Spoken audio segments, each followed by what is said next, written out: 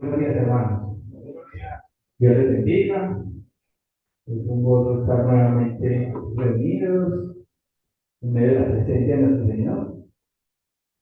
Y de una vez, hermanos, los invito a que nos ubiquemos en el libro de Juan, capítulo 12, y hoy vamos a estudiar versículos 20 al 26. Juan, capítulo 12, versículos 20 al 26.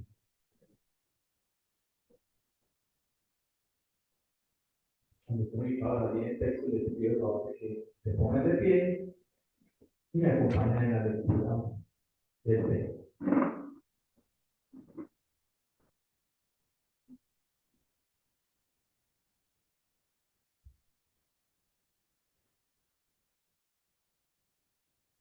Dice la palabra de Dios, Juan capítulo 12, versículo 20. Había ciertos griegos entre los que habían subido a adorar en la fiesta. Estos, pues, se acercaron a Felipe, que era de Bethsaida, de Galilea, y le rogaron, diciendo: Señor, quisiéramos ver a Jesús. Felipe fue y se lo dijo a Andrés. Entonces Andrés y Felipe se lo dijeron a Jesús. Jesús les respondió diciendo: ha llegado la hora para que el Hijo del Hombre sea glorificado. De cierto os digo que si el grano de trigo no cae en la tierra y muere, queda solo, pero si muere, lleva mucho fruto. El que ama su vida la perderá, y el que aborrece su vida en este mundo, para vida eterna la guardará. Si alguno me sirve, sígame, y donde yo estuviere, allí también estarán mis servidores. Si alguno me sirviere, mi Padre le honrará. Amén. Amado Dios, te damos muchas gracias en esta mañana por la posibilidad que nos das de congregarnos en medio de tu presencia, para alabar tu nombre, para escudriñar las santas escrituras. Pedimos, Señor, que el día de hoy el Espíritu Santo nos use grandemente. En primer lugar a mí, hoy como vocero hacia mis hermanos, delante de ti, Señor. Sabemos, Señor, reconozco mi incapacidad, reconozco mi pecado. No sé que tú utilizas pasos de abajo, tú utilizas algo más de ti, no especial, para hacer tu voluntad. Te pido para que el Espíritu Santo esté hoy aquí presente, acompañe a cada uno de mis hermanos, nos ayude a que la palabra de hoy sea expuesta fielmente, que podamos comprenderla y posteriormente aplicarla en nuestra vida. Toda la gloria sea para ti, Señor, en el nombre de Jesús. Amén. Y los que tomen asiento y recordemos, hermanos, que venimos estudiando pues, exclusivamente el libro de Juan, que hace 8 días, en el capítulo 12, por ejemplo, vimos esa llegada triunfal de Jesús a Jerusalén. Vimos cómo estos judíos exaltaban el nombre de Jesús, decían: Osana, ¿cierto? Al rey que viene de la casa de David, ¿cierto? Pero también sabemos que ese rey al que nos esperaba, ese Mesías al que nos esperaba, era un Mesías que los libertase del yugo pues, del pueblo romano, ¿cierto? Muchos de ellos no sabían, no entendían ese verdadero Mesías a qué habría de venir. Pues en el texto del día de hoy, Jesús va a adelantar. Lo que pasa es que para nosotros es mucho más fácil porque ya tenemos la perspectiva de todo lo que y entendemos hoy en día entendemos cuando Jesús dijo ciertas cosas que por qué las dijo. Pero aquí en el texto del día de hoy, Él va a adelantar y a explicar cuál es el propósito, por el cual Él vino a la tierra. Entonces, el título que he dado a la predicación: la semilla cuyo fruto da vida eterna. Jesús la semilla cuyo fruto la vida eterna. Y hago una pequeña división de este texto de la siguiente manera. Los versículos 20 a 22 vemos unos griegos que buscan a Jesús. Unos griegos buscan a Jesús. Versículo 23, Jesús anuncia su glorificación. Jesús anuncia su glorificación. Versículos 24 al 26, Jesús explica la importancia de morir. Jesús explica la importancia. Los versículos 20 a 22. Dice el versículo 20. Había ciertos griegos entre los que habían subido a adorar en la fiesta. Cuando nos dice ciertos griegos, no nos hacen una especificación acerca de ellos. O sea, no sabemos cómo griegos como ciertos si eran temerosos de Dios. Lo más probable es que sí hayan tenido cierto respeto al judaísmo y muy posiblemente podrían haber sido lo que se llamaban en tiempo como profetas, algunos de ellos, ¿cierto? Gentiles, personas no judías que practicaban o que seguían los ritos judíos, que creían en las promesas y que conocían de las promesas en el Antiguo Testamento, ¿cierto? Pero no, el texto no es claro y no nos dice si habían sido convertidos o no, si eran circuncidados o no, en fin, ¿sí? Pero es claro que ellos querían ver a Jesús, querían conocerlo, tenían una curiosidad. Esa curiosidad pudo haber sido despertada pues, por muchas cosas.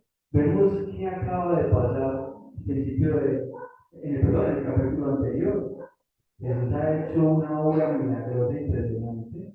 Ha levantado a Lázaro después de haber muerto, o sea, 4 días después de haber muerto. Y ese rumor se corrió a grandes voces por todo el lugar.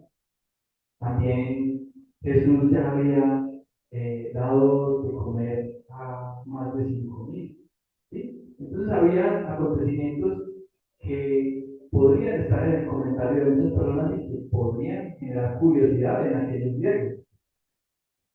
Es más, podría haber pasado lo siguiente. Miren, pongan sus ojos en el capítulo 19 del texto y en el capítulo 20. Miren, los fariseos dijeron entre sí, ya veis que no conseguís nada, ya el mundo se va tras él. Este comentario lo hacen los fariseos al ver la entrada de Jesús en Jerusalén, ¿cierto? Porque recordemos que ya había un plan para asesinar a Jesús, para prender a Jesús. Y ellos ven, sí, no conseguimos nada, miren cómo la gente lo sigue. Y ya en el versículo 20 dice, había ciertos griegos entre los que habían subido a adorar en la fiesta, ¿cierto? En la Pascua. Entre esos dos versículos pudo haber pasado 1, 2 días, porque ya están en la fiesta.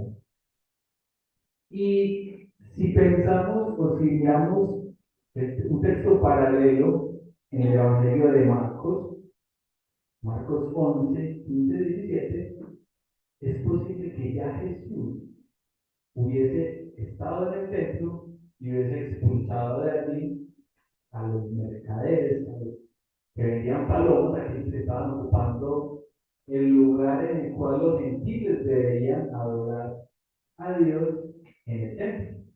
Marcos 11, 15, 17 nos dice: vinieron pues a Jerusalén y entrando en el templo comenzó a echar afuera a los que vendían y compraban en el templo y volcó las mesas de los cambistas y las sillas de los que vendían palomas. Y no consentía que nadie atravesase el templo llevando utensilio alguno. Y les enseñaba diciendo: no está escrito, mi casa será llamada casa de oración para todas las naciones, mas vosotros la habéis hecho prueba de la verdad. Entonces, podría haber pasado que estos gentiles, si adoraban a Dios, si creían en el Dios de los judíos, tienen también a Jesús como aquel que estaba defendiendo, que estaba eh, propendiendo porque ellos tuviesen un lugar adecuado para adorar a Dios. Recordemos que los gentiles no podían pasar de cierto lugar en el templo.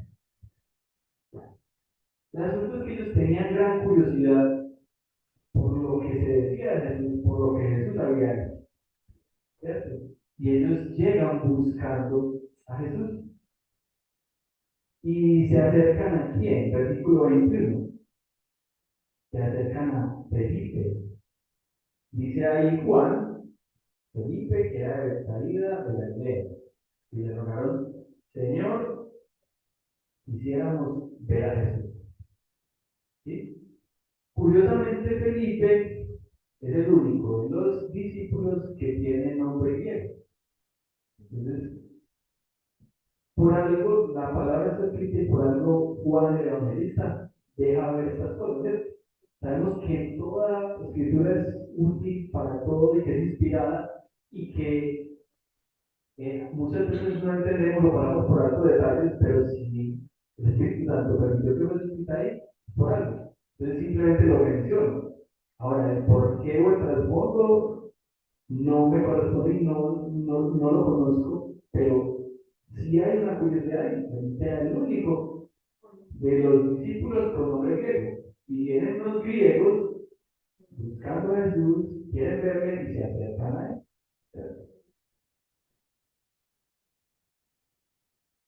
¿Qué hizo Felipe?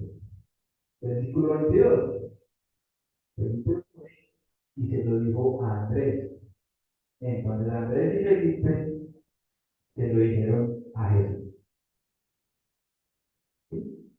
Entonces vienen los griegos por curiosidad, por lo que han escuchado, algunos quizás por lo que han visto, buscando a Jesús, se acercan a Felipe, Felipe habla con Andrés y juntos van y le dicen a Jesús que los griegos lo quieren. Y miren cómo en el texto no se muestra que Jesús va y atiende a los griegos, o Jesús va y les da una respuesta o les manda una razón. No, miren lo que sucede. Versículo 23. Miren su obra del versículo 23 del texto. Dice, cuando Felipe y Andrés fueron a decirle a Jesús, a los griegos, él responde, ha llegado la hora para que el Hijo del Hombre sea glorificado. Entonces, versículo 23, Jesús anuncia su glorificación. ¿Cierto? Ha llegado la hora para que el Hijo del Hombre sea glorificado. Es curioso que ya Jesús en el capítulo, perdón, en el Evangelio de Juan, varias veces ha dicho, no ha llegado mi hora, no ha llegado mi hora. Recordemos en Juan 2.4, en Juan 2.4, en las bodas de Caná, recuerde que María, la madre de Jesús, se acerca y le dice, esto se acabó el vino, no hay tal. Un evento magno como era una boda que se celebraba durante varios días y que sería una vergüenza para el novio, para el esposo. Entonces se acabó el vino. Y va María y dice, se acabó el vino. ¿Y qué dice Jesús? ¿Qué tienes conmigo, mujer? Aún no ha venido mi hora. Aún no ha venido mi hora. También más adelante, en el capítulo 7, donde se manifiesta, demuestra cierta incredulidad de los hermanos de Jesús. Ellos se acercan a Jesús y le dicen, ve a Judea, ¿sí? No hagas, o sea, las maravillas, los milagros que haces acá, hazlos allá, ¿cierto? En el lugar santo, donde está el templo, ¿sí? Y él les dice, mi tiempo aún no ha llegado, ¿cierto? Mi tiempo aún no ha llegado. Entonces ya Jesús ha dicho en varias oportunidades que no ha llegado la hora. Pero cuando vienen eh, Felipe y Andrés a decirle que le están buscando los griegos, Jesús dice, ha llegado mi hora. Entonces, esa mención de que unos griegos, de que unos gentiles vienen a buscarme, no es algo que sea desapercibido. Mire que para Jesús es como la señal de que ha llegado su hora. La señal de que ha llegado su hora. ¿Sí?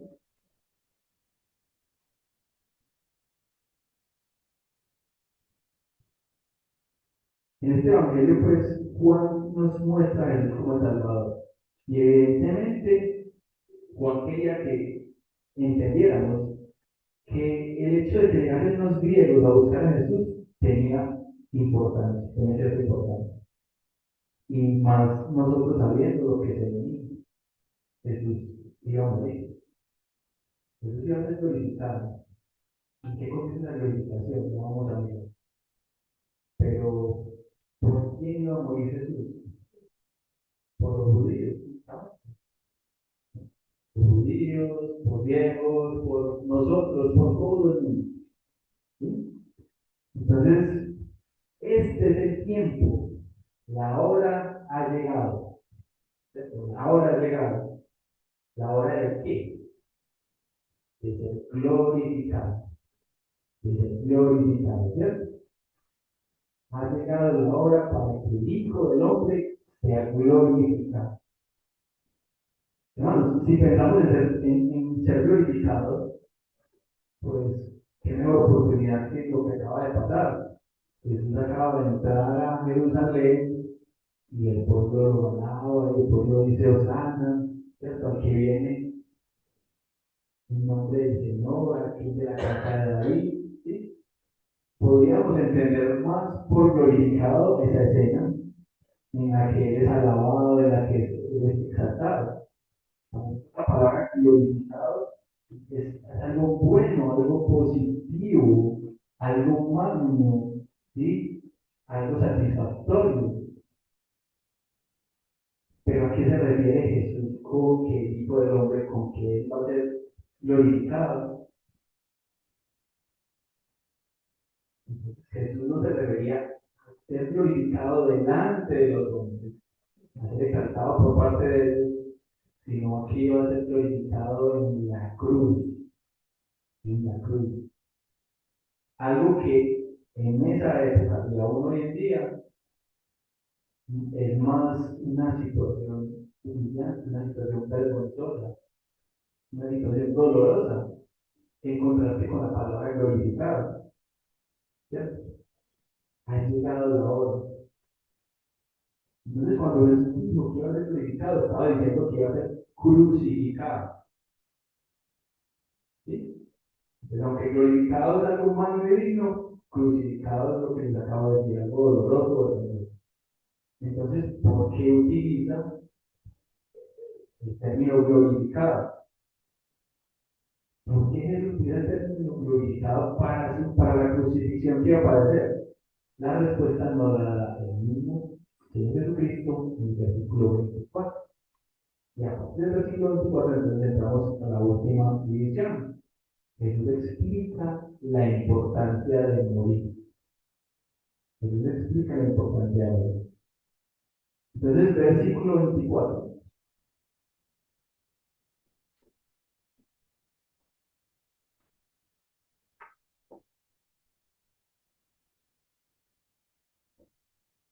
De cierto os digo.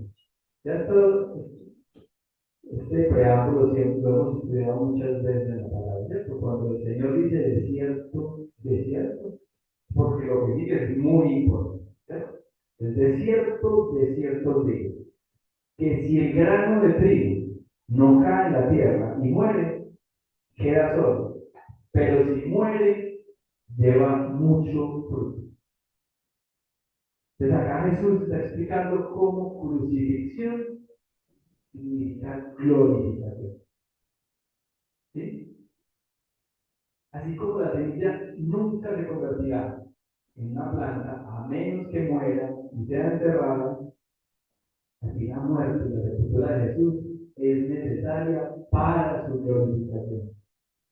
Antes de que pueda haber Antes de que pueda haber resurrección y fruto, debe haber muerte. Hermanos, Jesús es la semilla más hermosa, más importante que haya existido. Pongámonos en esta escena, pensemos. Usted tiene una semilla, la semilla más importante. Usted sabe que esto va a dar el fruto más importante, más grande, más hermoso, el cual podrá alimentarse a todo. ¿Usted qué hace con esa semilla? La pone, no sé, en un plato de oro, dentro de una urna de cristal, la lleva quizás a un museo, no sé, el museo de mi país, para que la gente pague por ir a verla, o la exhibe por los medios de televisión. De esa manera la semilla podría cumplir el propósito. Y es la semilla más hermosa. Pero ¿de qué sirve ser la semilla más hermosa si no cumple su propósito? ¿Y cuál es el propósito de una semilla? Ser enterrada para que de ahí salga o surja esa nueva vida y el fruto de esto es lo que realmente es importante. ¿Sí? Entonces, para poder disfrutar del fruto que da la semilla, estas tienen que morir. Tienen que morir. La gloria de una semilla se da si muere y es enterrada. El fruto, el regalo más importante que Dios nos pudo haber dado es la salvación. Y para que se diese la salvación a nosotros, ¿qué tuvo que pasar? La semilla murió. Que Jesús muriera. Que Jesús muriera. Jesús tuvo que morir. Esta es la razón por la que Jesús vino al mundo. Jesús vino al mundo para ser crucificado y dar su vida para rescatarlo. Y Jesús fue glorificado en la cruz, cargando consigo el pecado del mundo. Por eso vino Jesús al mundo, para ser glorificado en la crucifixión. ¿Entiendes la parábola o la comparación que nos ha hecho aquí nuestro Señor Jesucristo? ¿Sí? Él va a ser glorificado. ¿Sí? ¿Cómo va a ser glorificado? Ellos aún no saben. Bueno, hay varios pasajes que los llevan a entender que el Mesías habría de padecer y habría de morir. Es muy probable que muchos de esos pasajes no los tengan en cuenta, porque como vemos en la predicación más adelante, en este mismo capítulo, ellos dicen, no, pero si hemos estudiado que el Mesías es eterno, ¿cómo dices tú que? Pero realmente hay pasajes en Salmos y en otros que nos hablan, en Isaías, nos hablan de cómo ha de padecer el Hijo del Hombre, de cómo ha de padecer el Mesías. ¿Cierto? Entonces el propósito con el cual Jesús vino a este mundo, a la tierra, fue de morir, de ser crucificado por nuestros pecados.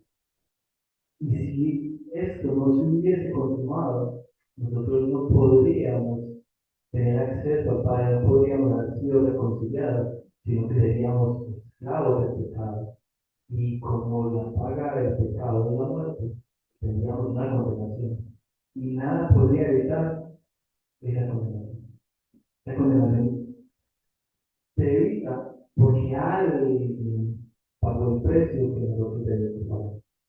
Dice alguien, bueno, Señor, Dios mismo, la segunda persona de la Trinidad, cual vino, se encarnó, padeció, sufrió un castigo como ninguno de nosotros podría haber soportado, y siendo inocente, murió y derramó su sangre por nosotros.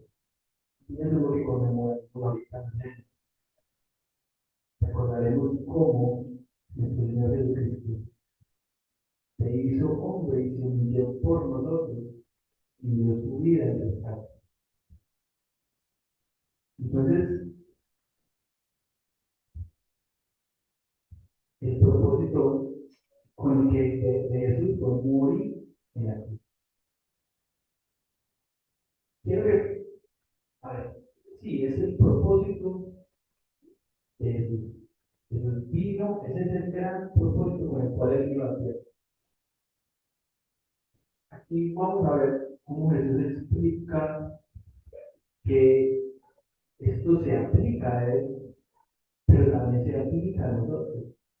Y por eso he puesto ahí en la división, eso es la importancia de morir. Jesús tuvo que morir para que su obra fuese realizada. Nosotros también tenemos que morir. Pero entonces yo quiero, porque hay malas interpretaciones muchas veces, y hay doctrinas que mienten o que una mala interpretación llevan a muchas personas a pensar en otras cosas. Por ejemplo, alguna doctrina podría que hay poder, no, es que Jesús no fue humano, o sea, Jesús es Dios. Entonces, él como humano, él no era humano, entonces no padeció, simplemente. ¿Sí? U otros, u otras doctrinas niegan la deidad de Jesús. Y dicen, no, Jesús fue un hombre que proviene del Padre, sí, pero es un hombre y no es Dios. Eh, Jesús fue 100% hombre, sin dejar de ser 100% Dios. Ese gran misterio que nosotros no podemos explicar. ¿Cierto? Pero entonces Jesús, conociendo su propósito, solo vivió para ese propósito.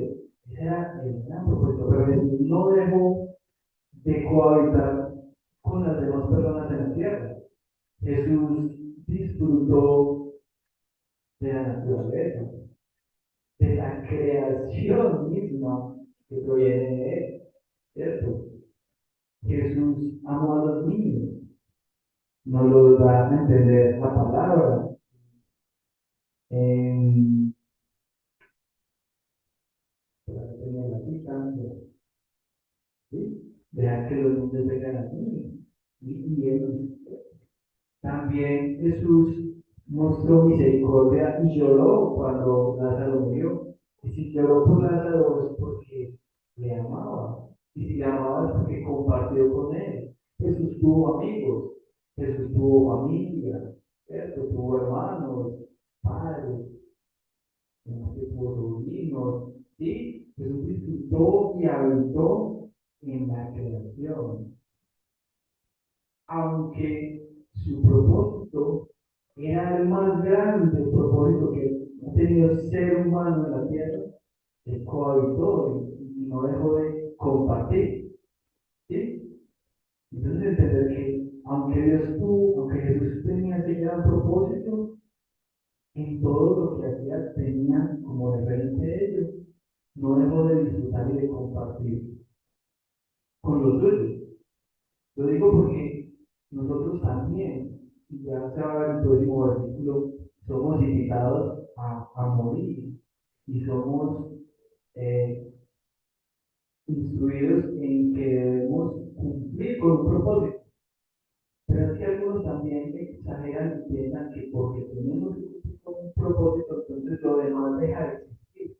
No, nosotros en la tierra debemos tener claro cuál es nuestro propósito. Que en todo lo que hagamos debemos vivir para la gloria de Dios.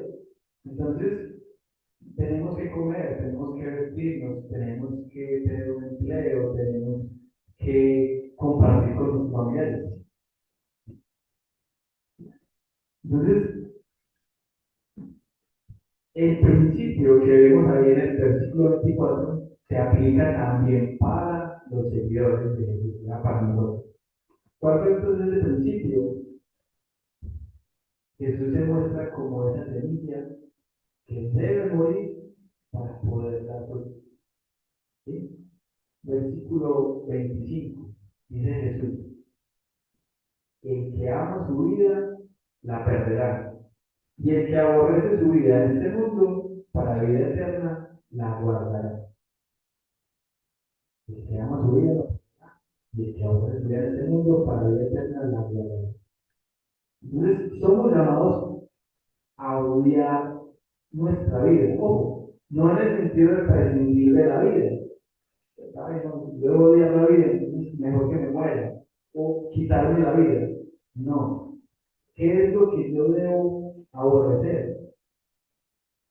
Debo aborrecer cualquier cosa que me hace al pecado. Cualquier cosa que para mí, en mi vida, sea más importante que servir a Dios. Que servir a Dios. ¿Sí? Cualquier cosa que nos impida entregarnos libremente a Dios, libremente al servicio de Él. Entonces, nuestra vida es preciada para nosotros, especialmente porque es algo que le podemos dar a Jesús, que le podemos dar a Jesús. Nosotros debemos aborrecer la vida entendiendo bien, una frase de aborrecer la vida, entendiendo que no la podemos tener como lo más preciado. Tenemos que entender que nuestro tiempo en la tierra es pasajero, que nosotros apenas somos unos peregrinos, ¿sí? Nuestra residencia en la tierra es algo temporal, porque nuestra verdadera ciudadanía está en los cielos, lo dice la palabra, ¿cierto? Nuestro lugar es en el cielo, es la tierra. Hebreos 11, 13, 16, necesito que estén aquí, tienen su mirada allí. Hebreos 11, 13, 16. Hebreos 11,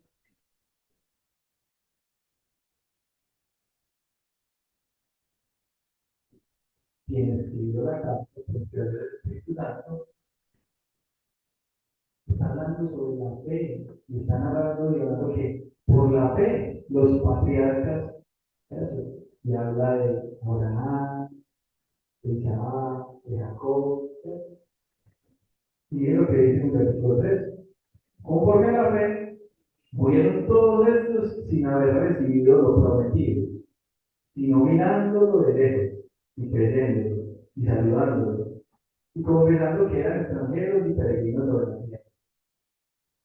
Porque los que esto dicen claramente dan a entender que buscan una patria, pues si hubiesen estado pensando en aquella de donde salieron, ciertamente tenían tiempo de volver, pero anhelaban una mejor, esto es celestial, por lo cual Dios no se avergüenza de llamarse el Dios de ellos, porque les ha preparado una ciudad.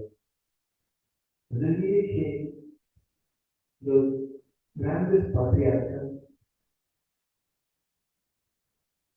conectarán con nosotros, si Dios lo permite, en la eternidad, porque ellos por fe tenían puesta su mirada en el Salvador, ¿cierto?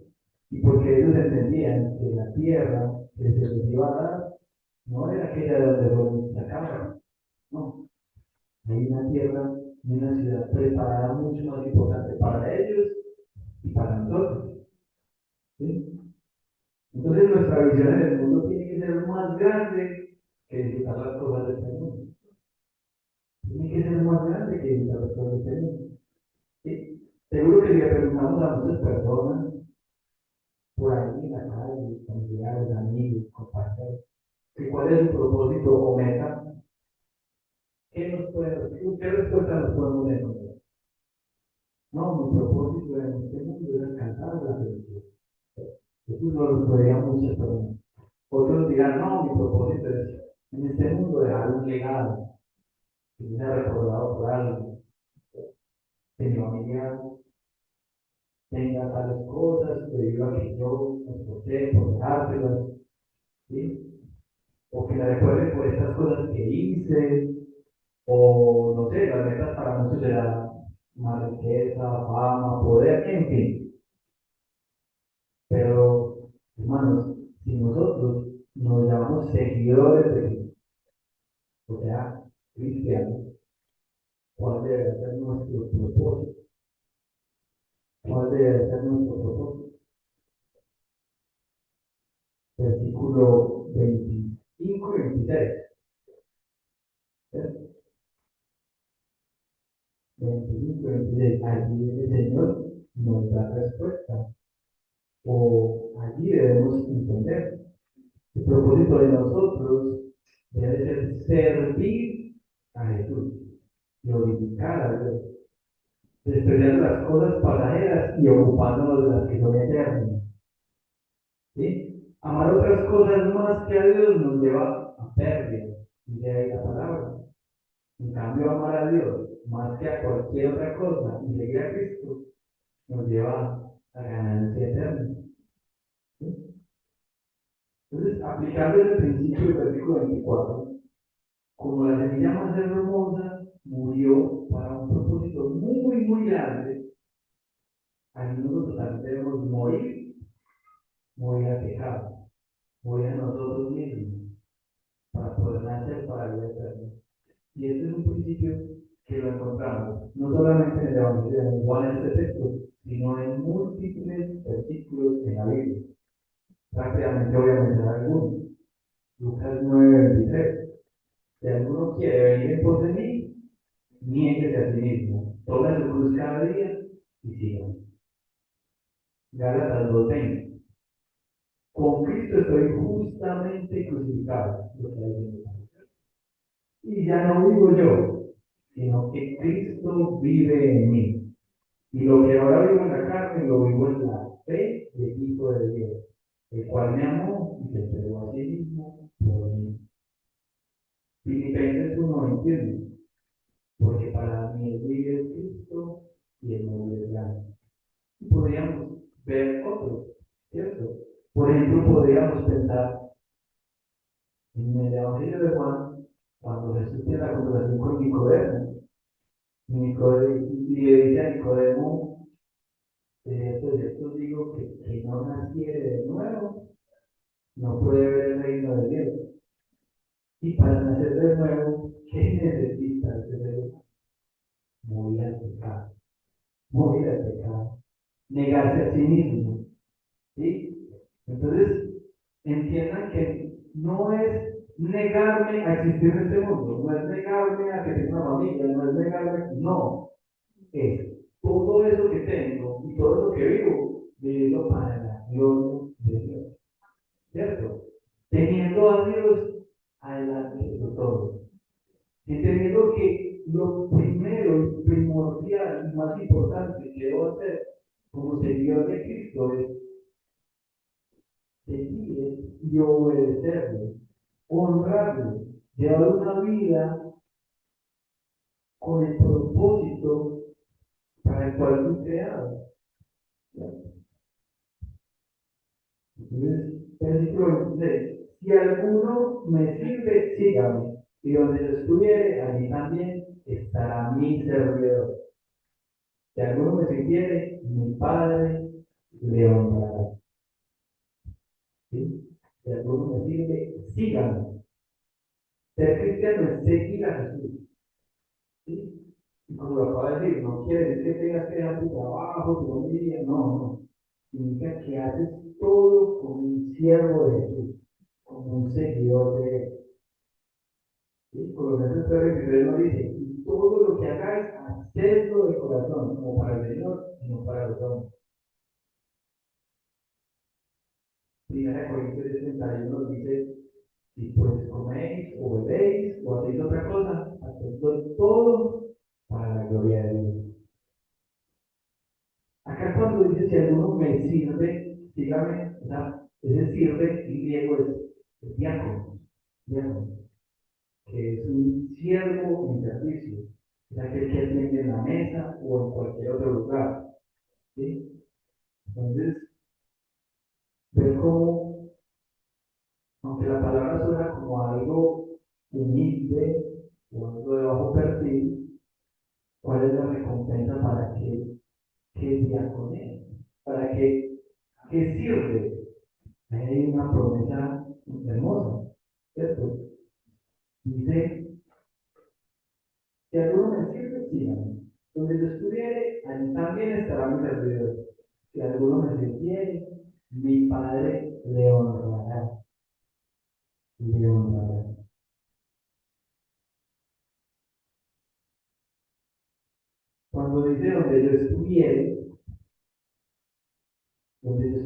serán siervos. ¿A qué lugar creen ustedes que está recibiendo la palabra? ¿Dónde está Jesús? Allá está Jesús servido. Quien le sirve a Jesús tiene la promesa de estar donde está Jesús. Esa es una promesa. Y la otra promesa, que el Padre le honrará. Que el Padre le honrará. Nuestra vida tiene un propósito más grande. Así como el propósito de Jesús fue morir en rescate por muchos, nuestro propósito es servir a Jesús. Seguir. Y de esa forma podemos tener dos promesas maravillosas que nos acaban de decir. La recompensa de seguir, servir a Jesús es la eternidad. Es la eternidad. El mensaje de hoy, hermano, es una invitación a la entrega total a Jesús. Reconociendo que la verdadera vida se encuentra en la muerte de uno mismo y en lo que Dios trae.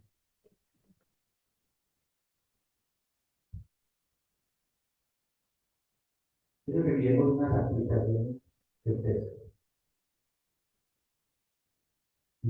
Primera aplicación, necesidad de morir a uno mismo. ¿Cierto? Tenemos que dejar atrás nuestros deseos egoístas. Tenemos que dejar atrás las prioridades del mundo y la forma de pensar que no están centradas en Cristo. Debemos morir al pecado. ¿Sí? Y para nosotros lo más importante en este mundo es familia, o amigos, o trabajo, o dinero, poder. Nosotros no somos el Dios. Nosotros no hemos muerto al pecado, nosotros no hemos nacido en él. Y si no seguimos a Jesús, si no morimos a nosotros mismos, pues no podremos disfrutar de esas promesas que tiene para nosotros. Y sabemos que no hay sino dos lugares en los cuales de prueba. Y no voy a hablar de los lugares, voy a hablar de la compañía. Con Cristo. Una aplicación. El llamado al discipulado. Llamado al discipulado. Seguir a Jesús implica una entrega total, una disposición a obedecerle y a estar donde Él nos lleve, a estar donde Él nos lleve. Eso es difícil, porque Dios les soberanía nos puede llevar a un lugar o a cualquier lugar que no nos imaginemos. Eso nos puede implicar renuncia, ¿sí? Pero no podemos decir que somos seguidores de Jesús y ponemos condiciones para seguirlo. Condiciones no las ponemos.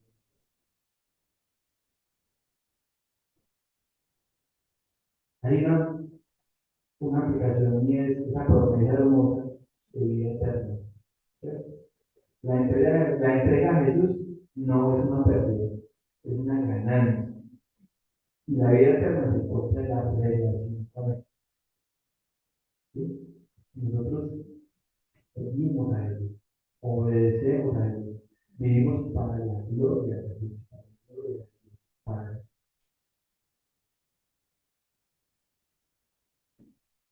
disfrutaremos de esa promesa de una vida eterna, de que el Padre nos va a amar y que estaremos en lugares celestiales con el Señor. Y quería tratar otra aplicación y la importancia de servir a los demás. Yo quería, pero ¿de dónde la sacó? Y nos dice que debemos ser seguidores de Cristo y servir a Cristo. ¿Cómo servimos a Cristo? Gracias a Jesús le servimos como lo hizo la hermana de Lázaro, de los pies, o no sé, manchando la ropa, o ¿qué necesitará Jesús de nosotros? ¿Y qué podemos hacer nosotros en nuestra vida directamente para servirle a Él? ¿Cómo le servimos a Cristo? Sirviéndole a nuestro hermano, sirviéndole a nuestro hermano, ¿sí? Si no servimos a nuestro hermano, no estamos sirviendo a Cristo. Entonces, el servicio de Jesús se manifiesta en el servicio a los demás. Y cuando digo servir a los demás, pues es a todo el mundo, especialmente a los más necesitados. En la palabra se tratan varios grupos: servir a los más necesitados, servir especialmente a los hermanos. Entonces, tenemos obviamente que tener cierta preferencia por la familia en Cristo, pero tampoco por la familia en la casa y las personas que, aún sin Cristo, tienen necesidades de todo. Es la voluntad de Dios por medio de acciones que el Señor ponga en nosotros, pueden llegar a conocerle. Y si han sido elegidos desde la voluntad del mundo, también podrán servirle y glorificar.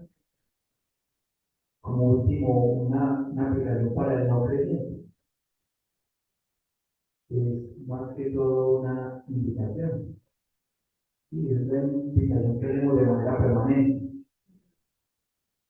Si no le sirve a Dios, si aún no le sigue a Él, si aún para ti es más importante atender cosas en esta vida que servirle a Él, tienes que arrepentir. Siéntete, cree en Jesús y vive una vida para la gloria de Dios. ¿Sí? Pon a Jesús en el primer lugar, siempre, y verás la gloria de Dios en la eternidad. Si no sigues a Jesús, si quieres a Jesús como una segunda o una tercera opción, la promesa de la cual habla la palabra no es falsa. Y el lugar donde palabra es con él, y